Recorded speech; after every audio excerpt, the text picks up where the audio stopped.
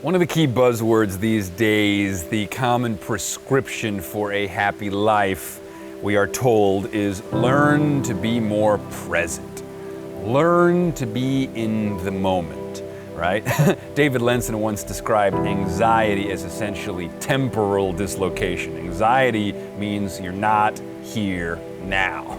You're concerned about the future. You're anxious about the past. And those things become like turbulence for the mind, making your flight through life an annoyingly terrifying one, constantly shaking up and down, fucking with your inner peace. And so it's interesting, right? Because if we're told that learning to be present is the way in which we may find peace and fulfillment, we're actually being asked to betray our biological hardware. See, what separates us from other animals in the animal kingdom is that we come equipped with this neocortical hardware, this neocortex, right?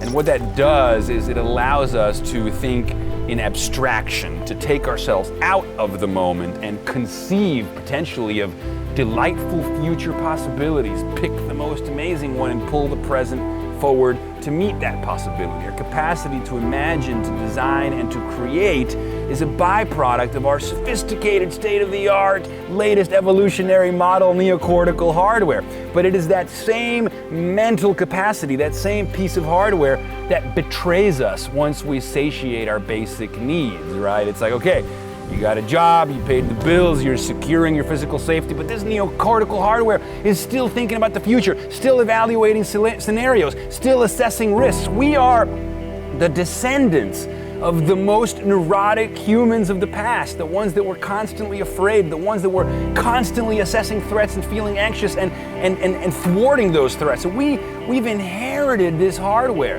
that has made us in some ways achieve the impossible, soar through the sky, transcend space, time, and mind, collapse geography with our technological mediation.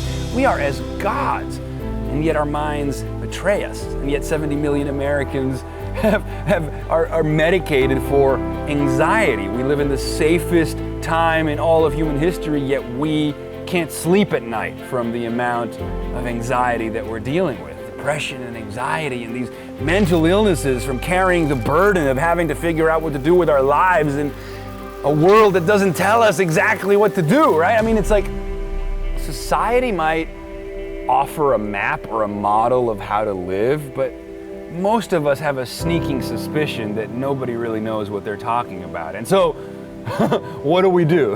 Aside from fetching water and chopping wood and having kids and making love, what the hell do we do?